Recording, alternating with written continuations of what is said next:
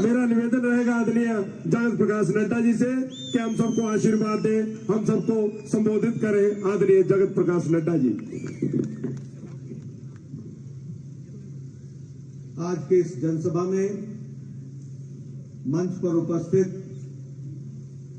हमारे यशस्वी पूर्व मुख्यमंत्री, हमारे वरिष्ठ साथी सम्माननीय जयराम ठाकुर जी, हमारे राष्ट्रीय उपाध्यक्ष आदरणीय श्री सौदान सिंह जी, पार्टी के जुझारू और कर्मठ अध्यक्ष डॉक्टर राजीव बिंदल जी, उत्तर प्रदेश से हमारे इस क्लस्टर के इंचार्ज और वहां के पूर्व मंत्री और अभी एमएलसी डॉक्टर महेंद्र सिंह जी, हमारे वरिष्ठ साथी और पूर्व मंत्री, यहां से विधायक रहे गोविंद सिंह ठाकुर जी, हमारे वरिष्ठ नेता आदर के योग्य सम्मानीय महेश्वर सिंह जी, हमारे जिला के अध्यक्ष भीमसेन जी, हमारे महामंत्री प्रदेश के राकेश जम्वाल जी, सभी विधायकगण, पूर्व विधायकगण, पूर्व मंत्रीगण और यहां इतनी बड़ी संख्या में एकत्र आए देवी और सज्जनों और मीडिया के मेरे साथी, प्रिंट मीडिया और इलेक्ट्रॉनिक मीडिया के साथी, मुझे आज देवभूमि हिमाचल प्रदेश में विशेष देवभूमि कुल्लू में आने का सौभाग्य मिला है। सबसे पहले तो मैं यहां जब आया हूं तो मैं बिजली महादेव को नमस्कार करके, नमन करके अपनी बात को प्रारंभ करता हूं। मित्रों, अभी जयराम जी ने और उसके पहले डॉक्टर राजीव बिंदल जी ने आपसे राजनीतिक परिस्थितियों के बारे में बहुत तफसील से चर्चा की है। उन्होंने बहुत सी बातें आपके सामने बताई, जिन बातों को लेकर आप भी अपने मन में ये मान रहे होंगे कि राजनीति में किस तरीके से छल कपट से सत्ता को हथिया कर लोगों की हित की बात कह के लोगों का अहित करने पर आमदा कांग्रेस पार्टी और अन्य पार्टियां खड़ी है। वहीं भारतीय जनता पार्टी और एनडीए की सरकार आदरणीय मोदी जी के नेतृत्व में लोगों की सेवा, देश को सुशासन देना और गरीब कल्याण के लिए काम करने के लिए कटिबद्ध है। और मित्रों, मैं कहने के लिए नहीं कह रहा हूं,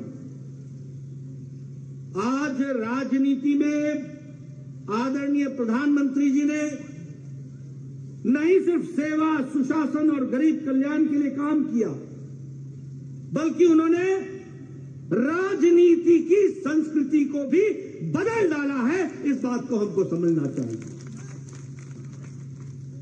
वंशवाद से विकासवाद की ओर राजनीति में क्या हो रहा था? मैं, मेरा बेटा, मेरी बहू, मेरा दामाद, बाद में मेरा पोता, यही पार्टियां बन गई और यही है। ये अकेली भारतीय जनता पार्टी है जहां एक साधारण परिवार से निकला हुआ व्यक्ति भारत का प्रधानमंत्री बनता है और मुझ जैसा व्यक्ति जिसके परिवार में कोई राजनीति में ना हो, वह राष्ट्रीय अध्यक्ष बनता है। यह भारतीय जनता पार्टी में संभव है। इसलिए वंशवाद से विकासवाद, यह राजनीति में परिवर्तन है। वोट बैंक की पॉलिटिक्स से निकलकर रिपोर्ट कार्ड की पॉलिटिक्स तक पहुंचाना, यह मोदी जी ने करके दिखाया है। भाइयों को भाइयों से बांटो, वोट बैंक के लिए काम करो, लोगों को लड़ाओ और लोगों को लड़ा करके वोट लो और सत्ता पर मौज बनाओ।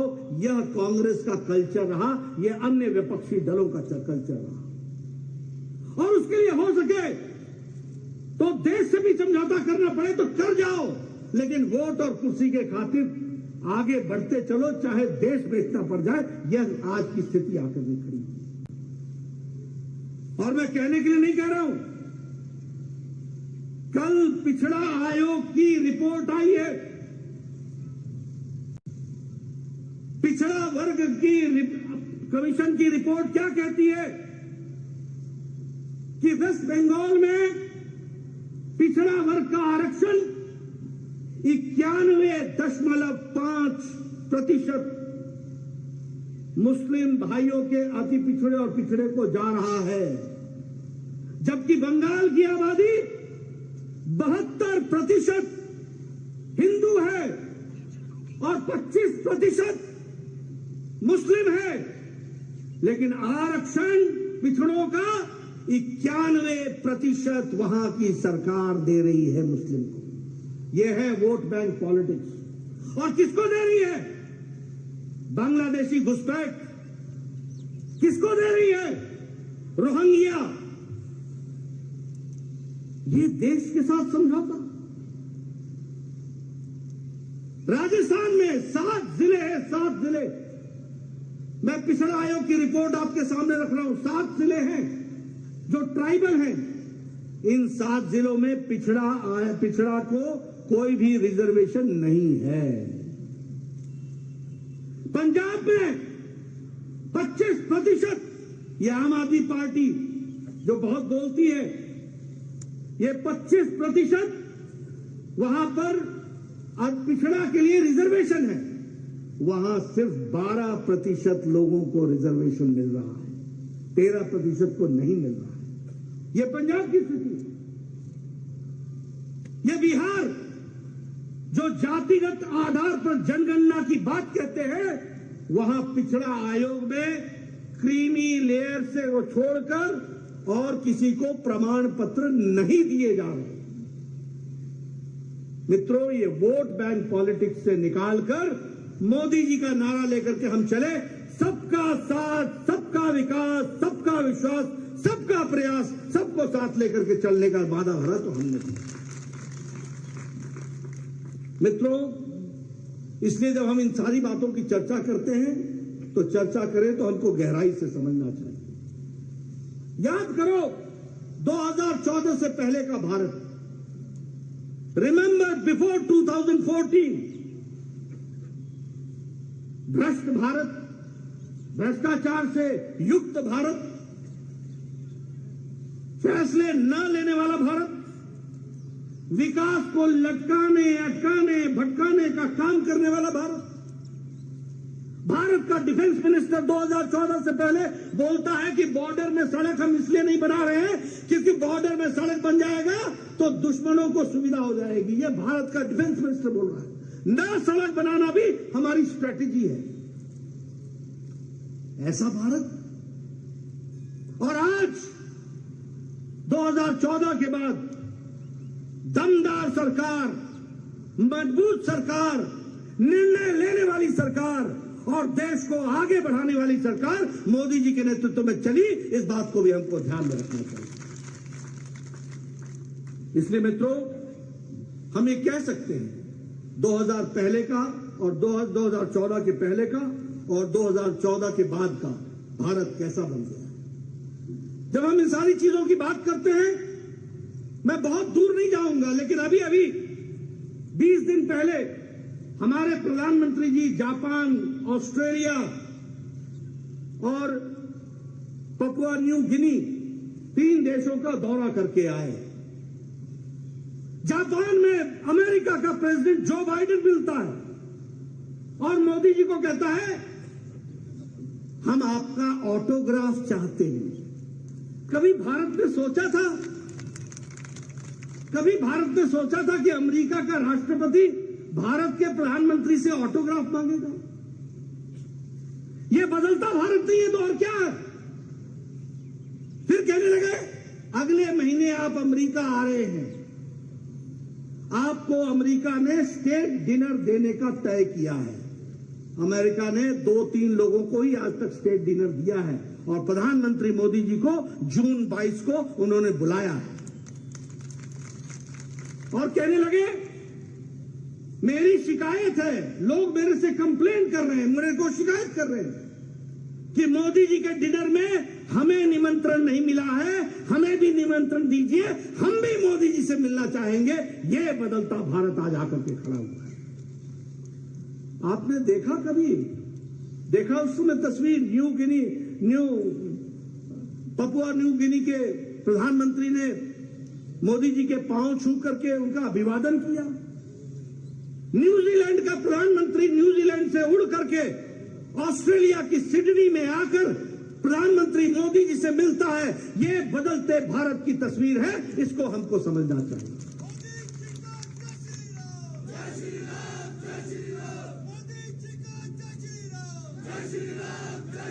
और हमारे कांग्रेस के युवराज अमेरिका की धरती पर जाकर भारत की आलोचना करते हैं और मोदी जी की आलोचना करते करते वो भारत की आलोचना करने लगते हैं। इनकी दादी ने इमरजेंसी लगाई थी, 25 जून को याद करेंगे उस दिन हम उनको। ये लंदन में जाके बोलते हैं कि Indian democracy is in danger, Bharat का प्रजातंत्र डेंजर में है। अरे तुम्हारे जैसे लोगों को जिनको कोर्ट भी बख्शता नहीं है और तुम्हारी जो मर्जी होती है वो बोलते हो, तब भी तुमको बोलने की खुली आजादी है। ये भारत में है, ये भारत ही दे सकता है और कोई देश नहीं दे सकता। सेंगोल, वो चोल डायनास्टी में जिसे मठों ने पूजा करके श्री राजगोपालाचारी जी के देखरेख में, वो सेंगोल जो राष्ट्रीय एकता का प्रतीक, सेवा का प्रतीक, राष्ट्र धर्म का प्रतीक, राष्ट्र को उन्नत की ओर ले जाने वाला विकास का प्रतीक, वो 1947 को 14 अगस्त को तुम्हारे परनाना जी को दिया गया था, तुम्हारे परनाना जी को। तारीख नोट कर लेना। और वह इलाहाबाद के म्यूजियम में वॉकिंग स्टिक के नाम से रखा गया था। और जब उसको प्रधानमंत्री जी पूज करके मठों के हमारे संतों के द्वारा पूजने के बाद उस सेंगोल को लेकर जब साष्टांग दंडवत करते हैं तो यह कांग्रेस का युवराज मजाक उड़ाता है। अरे तुम क्या जानो भारत की संस्कृति, तुम क्या जानो भारत के रीति रिवाज, तुम क्या जानो भारत किस लिए जाना जाता है। ये मोदी जी हैं जो उसी सेंगोल को इलाहाबाद के म्यूजियम से निकालकर इतिहास के प्रमाणों के साथ, जिसका निरादर तुम्हारे परमाणु ने किया था, उसको फिर से आदर के साथ नई संसद भवन 140 करोड़ देश की आशाओं का प्रतीक, उसके अध्यक्ष की कुर्सी के पीछे उसको सेंगोल को स्थापित करते हैं ताकि प्रजातंत्र में याद रहे राष्ट्र धर्म, प्रजातंत्र में याद रहे सेवा, प्रजातंत्र में याद रहे राष्ट्र के लिए काम करने के लिए समर्पण, सेवा के साथ समर्पण के साथ काम करने का हमारे को हमेशा याद वो सेंगोल दिलाए। लेकिन युवराज तुम क्या जानो ये सेंगोल जिसके परनाना ही उसको वॉकिंग स्टिक बना चुके हो। मित्रों, अगर मैं बताऊं, आजकल वो विदेश में है, जो संगठन भारत का विरोध करते हैं उनसे गलवाइयां कर रहे हैं, उनसे मिल रहे हैं। और ये मिलेंगे क्यों नहीं? जब डोकलाम का स्टैंड ऑफ चल रहा था तो उस समय चुपके चुपके आप किससे मिल रहे थे? चाइना के एम्बेसडर से क्यों मिल रहे थे? और राजीव गांधी फाउंडेशन को कम्युनिस्ट पार्टी ऑफ चाइना ने फंड क्यों दिया? तुम राष्ट्रभक्ति की बात करते हो, शर्म नहीं आती? देश को एक बार नहीं अनेकों बार मुसीबत में डालने का काम तुम्हारी पार्टी ने और तुम लोगों ने किया है।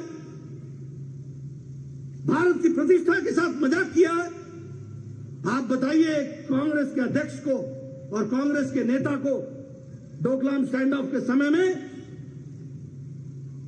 हमारे चीन के दूतावास के लोगों से मिलने की क्या आवश्यकता पड़ी? ये प्रश्न है जिनका हमको उत्तर चाहिए। आप कहते हो भारत जोड़ो यात्रा, मैं बार बार बोल रहा हूं, मैंने पीछे भी कहा, आप तो तोड़ने के प्रतीक हो। आप गए थे जेएनयू में, उसके एक दिन पहले नारे लगे थे, अफजल हम शर्मिंदा हैं, तेरे कातिल जिंदा हैं। ये अफजल कौन था? ये अफजल वो था जिसने पार्लियामेंट में अटैक का मास्टरमाइंड था। इसको फांसी किसने दी थी? सुप्रीम कोर्ट के जज ने दी थी। इसकी फांसी को माफ किसने नहीं किया था? भारत के पूर्व राष्ट्रपति डॉक्टर प्रणब मुखर्जी ने इसे माफी नहीं दी थी। यानी अफजल हम शर्मिंदा है, तेरे कातिल जिंदा है, मतलब सुप्रीम कोर्ट का जज जिंदा है। ये हमारे लिए अफसोस की बात है। पूर्व राष्ट्रपति जिन्होंने माफी नहीं दी वो कातिल हो गए, उनको कातिल करार कर दिया तुमने। और तुम दूसरे दिन जिन लोगों ने नारे लगाए भारत होंगे टुकड़े टुकड़े इंशाअल्लाह इंशाअल्लाह, उनके साथ तुम दूसरे दिन जवाहरलाल नेहरू यूनिवर्सिटी में कांग्रेस का युवराज उनके साथ हाथ से हाथ मिला के खड़ा था। आपको देश से माफी मांगनी चाहिए। तुम कौन सा देश जोड़ने चले हो? आप देश तोड़ने के प्रतीक हो, भाई को भाई से लड़ाने के प्रतीक हो। इन बातों को हमको गहराई से समझने की जरूरत है। और अगर हम बात करें आदरणीय प्रधानमंत्री जी की, तो हम कह सकते हैं कि विकासवाद के साथ प्रजातंत्र को आगे मजबूती देने का काम हमारी सरकार ने मोदी जी के नेतृत्व में किया है। अब देखिए, अगर हम स्वावलंबन की बात करें, आत्मनिर्भरता की बात करें, मैं स्वास्थ्य मंत्री रहा हूं, देश का भी प्रदेश का भी। 5 साल मैंने स्वास्थ्य मंत्री का काम संभाला है। इस देश में एक बीमारी के लिए दवाई को नेशनल प्रोग्राम बनने में 25-25 साल लग गए। ट्यूबरक्लोसिस को नेशनल प्रोग्राम बनने में 25 साल लगे। राजीव बिंदल जी बैठे हैं, ये भी स्वास्थ्य मंत्री रहे। टेटनस को नेशनल प्रोग्राम बनने में 20 साल लग गए। जापानीज इंसेफ्लाइटिस की दवाई को भारत में आने में 100 साल से ज्यादा लग गया। लेकिन कोरोना जब आया तो आदरणीय प्रधानमंत्री जी ने 9 महीने के अंदर एक नहीं 2 वैक्सीन बना करके दी। ये आत्मनिर्भर भारत खड़ा। और हमारे कांग्रेस के लोग और बाकी क्या कर रहे थे? इसका परीक्षण ठीक नहीं हुआ है, ये मोदी वैक्सीन है, ये मोदी वैक्सीन है। ये दीगर बात है, ये अलग बात है कि चुपके जाके तुमने भी वैक्सीन लगवा ली, लेकिन जनता को गुमराह करने का काम किया। आज जान के आपको खुशी होगी कि 100 देशों को आत्मनिर्भर भारत ने 100 देशों को वैक्सीन मैत्री में ये वैक्सीन पहुंचाई है और उसमें से 48 देशों को मुफ्त वैक्सीन दी है। ये भारत खड़ा हुआ है। यानी अब भारत लेने वाला भारत नहीं है, भारत अब देने वाला भारत बन गया, दुनिया को देने वाला भारत बन गया। ये भी हमको ध्यान में रखना चाहिए। अगर मैं स्वावलंबन की दृष्टि से बात करूं तो आपको जान करके खुशी होगी कि हमारा डिफेंस का प्रोडक्शन 1 लाख करोड़ रुपए का हो गया है। और उसी तरीके से 92% जो हम इंपोर्ट करते थे उसमें कमी आई है। और उसी तरीके से अगर हम बात करें मोबाइल की, तो 2014 में मोबाइल 92% बाहर से आता था। आज 97% मोबाइल भारत में बन रहा है। एप्पल का भी मोबाइल अब भारत में बन रहा है। ये बदलती तस्वीर है जिसको हमको ध्यान में रखना चाहिए। ये आत्मनिर्भर भारत की एक तस्वीर है। आज देश सुरक्षित है। 13,595 किलोमीटर की सड़क, 525 किलोमीटर की सड़क बॉर्डर पर प्रधानमंत्री जी ने बना दी है। ऑल वेदर रोड, ब्रिजेस के साथ, डबल लेन। ये आज कोई भी आर्मी का व्यक्ति 1.5 दिन के अंदर बॉर्डर पर पहुंच सकता है। ये परिस्थिति भारत की प्रधानमंत्री जी ने बनाई है। और उसी तरीके से अगर डिफेंस के प्रोडक्शन की दृष्टि से देखें तो 70,500 करोड़ रुपए का डिफेंस इक्विपमेंट भारत ने बनाना शुरू किया है और उसी तरीके से 99% भारत प्रोक्योर कर रहा है। यह भी हमको ध्यान में रखना चाहिए।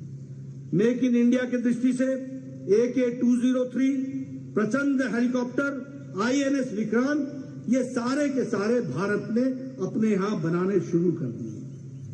और अगर सुशासन की और सशक्तिकरण की बात करें तो मैं एक ही उदाहरण देना चाहता हूं। एक समय में राजीव गांधी, स्वर्गीय राजीव गांधी ने कहा था कि मैं 1 रुपए भेजता हूं तो 15 पैसे पहुंचते हैं, बाकी 85 पैसे बीच में खा लिए जाते हैं।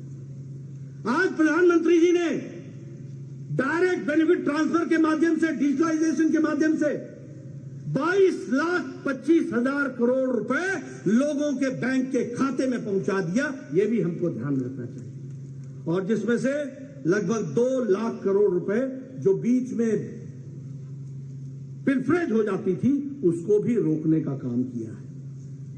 आपके रिज मैदान से प्रधानमंत्री जी ने 11 करोड़ 78 लाख किसानों को एक बटन दबाकर 11वीं किस्त रिलीज की थी। रिज मैदान से 11वीं किस्त, और 15 सेकंड के अंदर 11 करोड़ 78 लाख किसानों के खाते में 2-2 हजार रुपए पहुंच गया था। यह बदलता भारत है, इसको भी हमको ध्यान रखना है। मेरे आंकड़े नोट कर लो। 11 करोड़ 78 लाख किसान, 2-2 हजार रुपए 15 सेकंड के अंदर उनके खातों में पहुंचने का काम हुआ है। इसलिए सशक्तिकरण की दृष्टि से देखा जाए या विकास की दृष्टि से देखा जाए तो हर तरीके से काम हो रहा है। प्रधानमंत्री आवास योजना में आज 28,000 घर हिमाचल में बने हैं और देश में 4 करोड़ घर बने हैं, पक्के मकान बने हैं। 2 कमरे का बेडरूम, 1 शौचालय, 1 रसोई, 1 कोर्टयार्ड, और महिलाओं के नाम पर इसकी मलकियत देने का तो हम आगे बढ़ावा दे रहे हैं। मित्रों, मैं आपको बताना चाहता हूं, आप लोग को याद नहीं होगा, मैं 1993 में MLA बन गया था, 1993। उस समय मेरा BDO मेरे पास आया करता था और बोलता था, नड्डा जी आपको इस बार इंदिरा आवास योजना में 1 घर मिला है, बताओ इस घर को किस पंचायत में देंगे। आप बताइए मैं क्या बोलता, 1 घर इंदिरा आवास योजना, 1 घर। आज मोदी जी ने 4 करोड़ घर बना दिए और 28 लाख घर यहां बन करके, 28,000 घर यहां हिमाचल में बन करके तैयार हुए। ये परिवर्तन नहीं है तो और क्या है। जल जीवन मिशन में, मैं गर्मियों में, ये सब विधायक बैठे हैं, आज से 10 साल पहले गर्मियों में निकलना मुश्किल होता था, पानी की त्राही होती थी, लोग चिल्लाया करते थे, कहां है मेरा विधायक, कब लाएगा पानी, कब देगा पानी। आज आपको जानकर के खुशी होगी कि जल जीवन मिशन में 8 करोड़ 80 लाख लोगों के घर में नल का पहुंचाया है और 9.2 लाख हिमाचल प्रदेश में पहुंचाया है। इसको भी आप ध्यान दें। घर में टैप वाटर सोचा नहीं था। मैं बिलासपुर से आता हूं, एक मल्यावर गांव था, हमारी माताएं 3 किलोमीटर नीचे आती थी, पानी भरती थी और 3 किलोमीटर जाती थी, पूरे 3 घंटे सिर्फ पानी का एक घेला लाने में लगता था। आज घर घर पानी, हर घर पानी, हर घर नल। ये परिवर्तन आया है। नल लगे कि नहीं लगे, लगे कि नहीं लगे, ये जल जीवन मिशन का काम है। आयुष्मान भारत, ये हमारे MLA बैठे हैं सारे, ये चिट्ठियां लिखते थे, माननीय मुख्यमंत्री जी इसका हार्ट का ऑपरेशन होना है, ये गरीब परिवार से है, इसके कोई इलाज की व्यवस्था नहीं है, कृपया करके इसको 2 लाख रुपए देने की व्यवस्था करें। मुख्यमंत्री जी कहते थे मैं 1.25 लाख देता हूं। हम लड़ते थे कि 1.25 लाख लेके हम करेंगे क्या, 75,000 लाएंगे कहां से। आज प्रधानमंत्री जी ने 50 करोड़ लोगों को, 10 करोड़ 74 लाख परिवारों को आयुष्मान भारत के तहत गंभीर बीमारियों से लड़ने के लिए हर साल 5 लाख रुपए की व्यवस्था की। और देखिए, जयराम ठाकुर जी को मैं बधाई देना चाहता हूं। इन्होंने हिम केयर चलाया और हिम केयर के माध्यम से अब कोई भी व्यक्ति हेल्थ कवर से बाहर नहीं है। यह हिमाचल प्रदेश बन गया, इसको भी हमको ध्यान रखना। कल एक महिला मेरे को बिलासपुर में मिली। उन्होंने मेरे से भाषण में कहा कि मेरे कान का ऑपरेशन हुआ, 5 लाख रुपए लगे। मैं आपका धन्यवादी हूं कि आपने इस काम के लिए मुझे पीजीआई चंडीगढ़ जाना पड़ता था। यह इलाज मेरा all India institute of medical sciences Bilaspur में हो गया। और फिर उसने क्या कहा कि मेरा एक पैसा भी नहीं लगा, हिम केयर से मेरे को मिल गया। ये आज बदलता हिमाचल है। ये है जयराम जी का काम, जिसको हमको समझना चाहिए। ये समझो आप, किसान सम्मान निधि 11 करोड़ 78 लाख लोगों को 2000 रुपए प्रति चौथे महीने मिलना। किस प्रधानमंत्री ने किसानों के लिए इतना कुछ किया? प्रधानमंत्री फसल बीमा योजना, each drop more crop, neem coated urea, soil health card, MSP में खरीदी को बढ़ावा देना। कौन सा काम छोड़ा है? प्रधानमंत्री किसान सम्मान निधि। ये सब बातें हमको समझनी चाहिए, जाननी चाहिए। और मैं एक बात और कहूंगा, प्रधानमंत्री गरीब कल्याण अन्न योजना, 80 करोड़ की जनता को हम 5 किलो गेहूं या 5 किलो चावल, 1 किलो नमक दे रहे हैं। और हिमाचल प्रदेश में इस 80 करोड़ में 28,60,000 लोग यहां भी हैं। मोदी जी ने कहा कि कोई व्यक्ति गरीब सोए भूखे नहीं सोएगा। यह बदलता हिमाचल, यह बदलता भारत। और आपको मालूम है इसका फर्क क्या पड़ा है? ये कांग्रेसी अनपढ़ भाइयों के तो समझ में नहीं आएगा, लेकिन आप जरूर समझ लो। 2014 में भारत की गरीबी 22% थी, 22%। आज भारत की गरीबी 10% से नीचे आ गई है। और आपको जानकर खुशी होगी कि वर्ल्ड बैंक की रिपोर्ट है कि भारत की अति गरीबी 1% से भी नीचे आ गई है। 1% से ये परिस्थिति आकर के खड़ी है। आजकल हमारे कांग्रेसी भाइयों ने एक काम ले रखा है, महंगाई महंगाई महंगाई, इन्फ्लेशन इन्फ्लेशन इन्फ्लेशन। पढ़ते नहीं है, लिखते नहीं है, समझते नहीं है। अरे दुनिया बोल रही है कि India is a bright spot. दुनिया बोल रही है कि उम्मीद जागृत होती है तो भारत से होती है। सबसे ज्यादा ग्रोथ रेट और सबसे कम इन्फ्लेशन रेट, ये भारत की तस्वीर है। और मैं आपके सामने आंकड़े रखना चाहूंगा। मैं चाहूंगा कि पत्रकार बंधु, आप भी जब कांग्रेसी नेता आता है तो उससे पूछिए, तू इधर उधर की बात ना कर, तू ये बता कि तूने कारवां उठाया कैसे था। उनसे पूछो। और मैं बताना चाहता हूं कि खाद्य सामग्री की जो इन्फ्लेशन है अमेरिका का 7.7%, 7.7%, वेनेजुएला का 471%, जर्मनी का 16.8%, ब्रिटेन जिसने हमको राज किया उसकी खाद्य सामग्रियों की महंगाई 19%, France 14.9%, Lebanon 350%, Argentina 115%, Pakistan 48.65%, Sri Lanka 21.5%, Bangladesh 9.24%, Japan 8.4%, Australia 8%, Nepal 6.19% और भारत 2.9%। ये पढ़े लिखों को तस्वीर दिखाओ, पूछो इनसे। महंगाई महंगाई महंगाई हल्ला करते हैं। पता ना सता, जान न पहचान, ऐसे ही बने हुए।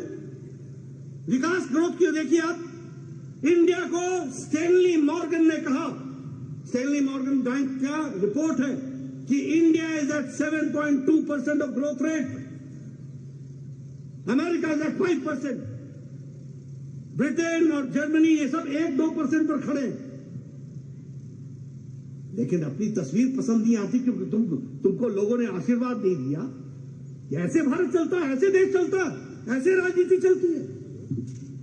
इसलिए मित्रों, अगर मैं बात करूं विकास की, आज भारत 5वीं अर्थव्यवस्था दुनिया की बन गया, ब्रिटेन को पछाड़ करके।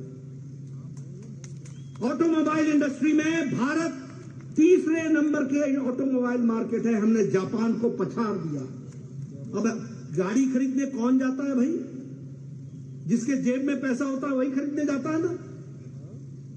आज जापान से ज्यादा, अमेरिका से ज्यादा आज तीसरे नंबर का ऑटोमोबाइल मार्केट है, तो भारत है, ये भी हमको ध्यान रखना चाहिए। स्टील प्रोडक्शन में, इस्पात में हम चौथे नंबर से दूसरे नंबर पर आकर के खड़े हो गए। मॉर्गन स्टैनली बोलते हैं कि भारत की अर्थव्यवस्था सबसे मजबूत स्थिति में खड़ी है। ये हम नहीं कह रहे, ये वर्ल्ड बैंक, ये इंटरनेशनल मॉनेटरी फंड, ये मॉर्गन स्टैनली, ये दुनिया के आर्थिक जगत के जो जानकार हैं वो कह रहे हैं। अब हिमाचल की अगर बात करें, हमारे कांग्रेसी भाई पहले क्या करते थे? एक कहीं शिलान्यास कर देते थे, आधी जिंदगी बीत जाती थी, काम पूरा नहीं होता था, आधी जिंदगी। भाई मोदी जी की सरकार में राजनीति का कल्चर कैसे बदला?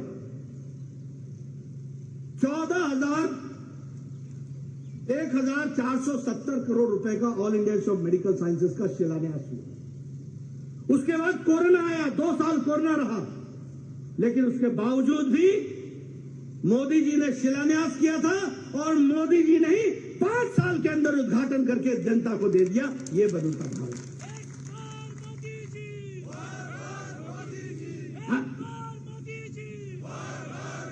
अगर मोदी जी के आशीर्वाद से मैंने 3 मेडिकल कॉलेज दिए तो शिलान्यास नहीं किया, तीनों के भव्य बिल्डिंग बनाने का काम हमने पैसे दिए, जयराम ठाकुर ने उसको पूरा करने का काम किया। ये भी हमको याद रखना चाहिए।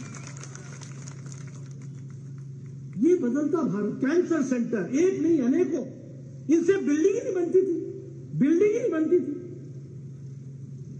मुझे बोलना पड़ता था कि भाई मेरे पैसे दे दिए, घर कहां कर रहे हैं, क्या बोलते थे वो, क्या डिजाइन बन रहा है, डिजाइन। इनका डिजाइन ही नहीं बनता था। मित्रों, आपने अगली बार इनका डिजाइन बना देना, जरूर बनाना।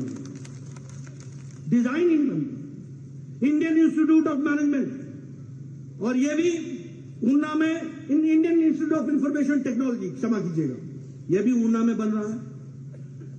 हमारा बल्क ड्रग पार्क 2000 करोड़ रुपए का, ये जयराम जी मेरे पास दिल्ली में आप कितनी बार आते थे? मतलब जयराम जी मिलते थे तो मैं कहता था हाँ बल्क ड्रग पार्क करेंगे करेंगे। इतनी बार इन्होंने बोला। प्रधानमंत्री जी ने 2000 करोड़ रुपए का ऊना में दिया। उसी तरीके से हमारे प्रोजेक्ट्स में लगभग 3650 करोड़ रुपए का प्रोजेक्ट उन्होंने यहां पर दिया। 4 लेन 3 लेन। ये आप लोगों ने टनल देखी है कि नहीं देखी है? देखिए कि नहीं देखिए? हाथ उठाइए जिन्होंने देखी है। वर्ल्ड क्लास टनल है, वर्ल्ड क्लास टनल। ये अटल टनल जिसका शिलान्यास अटल जी ने किया था, बाद में वो बीमार हो गए थे। उन्होंने मुझसे कहा था, नड्डा जी ये टनल पर रखा हुआ पत्थर मेरे सीने पर पत्थर है। सोनिया गांधी जी ने दोबारा आकर के शिलान्यास किया। अटल जी का शिलान्यास पसंद नहीं आया, फिर से शिलान्यास किया, काम नहीं किया। मोदी जी आए, 3 साल के अंदर वर्ल्ड क्लास अटल टनल बना करके दिया। ये भी आप देखिए। आपने कभी देखा है किसी टनल में सेफ्टी एग्जिट होता हो?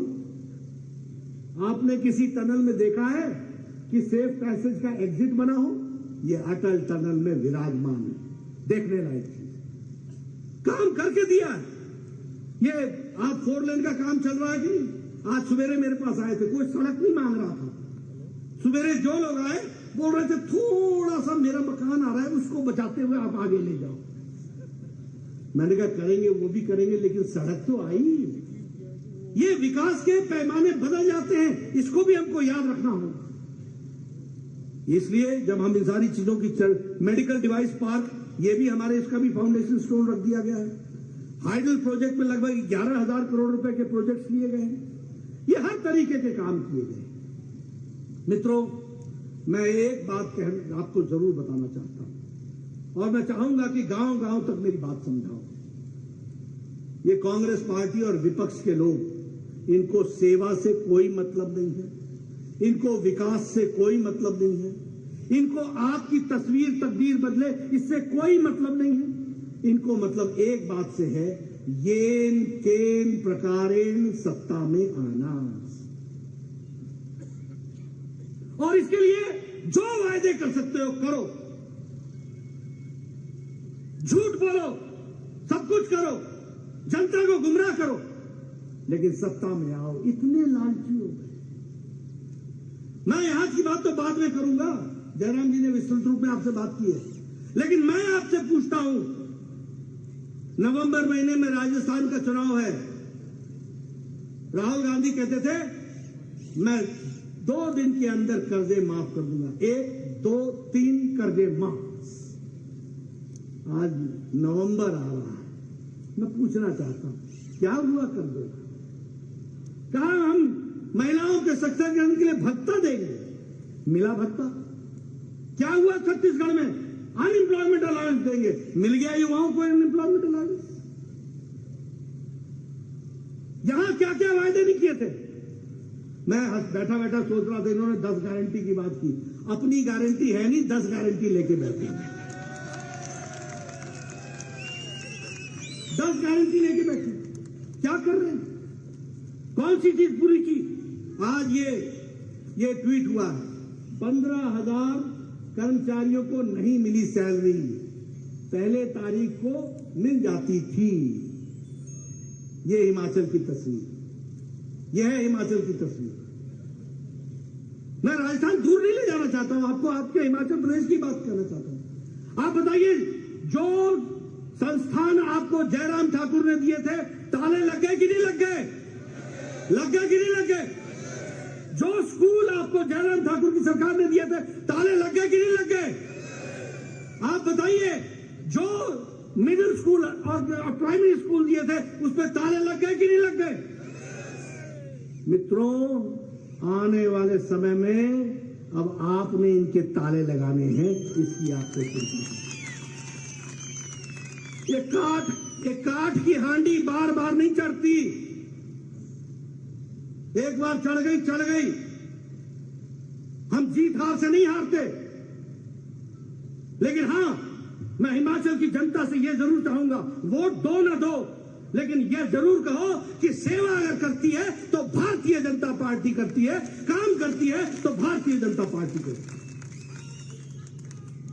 हम लोगों ने, हमारे नेताओं ने, आदरणीय प्रधानमंत्री जी ने जी जान लगा करके, आप बताइए, जिस मैदान में खड़ा हूं, पिछले दशहरा में विजयदशमी के दिन पहली बार भारत का प्रधानमंत्री रघुनाथ जी को नमन करने आए थे कि नहीं आए थे?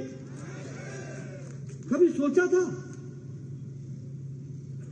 भारत की संस्कृति। और यहां से उन्होंने क्या कहा था?